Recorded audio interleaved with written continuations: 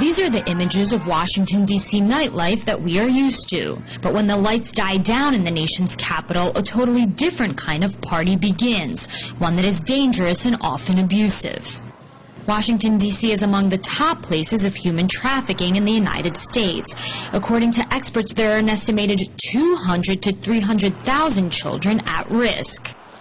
Tina Front was once part of this statistic. She left home with who she thought was her man of her dreams at the age of 14 and had no idea what she was getting herself into. I didn't know what a pimp was, so he didn't come up to me and say, you know, here, this is what you're going to do, and I did it. It was more of a domestic violence situation where they pretend like he's your boyfriend, they care about you, pick you up, you tell them too much information that they use against you. Soon after, Ms. Front realized that this man would force her into selling herself sexually.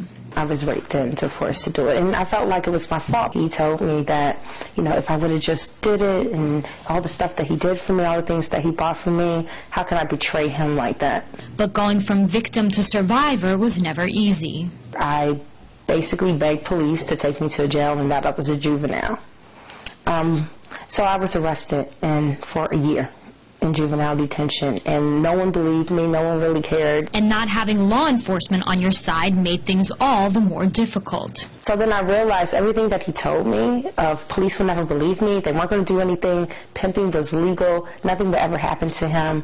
That's exactly what happened, nothing ever happened to him. So I walked away from that situation thinking that I was in the wrong. So what does one do to escape when it seems like even the police cannot do anything? The FAIR Fund, an anti-human trafficking group in Washington, D.C., is not relying on anyone but the few people who work there and their partners at local schools and juvenile detentions. FAIR Fund works internationally to prevent sexual exploitation and sexual violence. Amelia Korangi has dedicated her life to helping these young girls. She showed me how something called art therapy helps young children who may be at risk. We ask them to draw what they think of, the first thing that comes to their mind when they hear the word either pimp or prostitute or sexual exploitation or trafficking. There are names of street signs, guns, there are names of people. It's really visceral and in your face.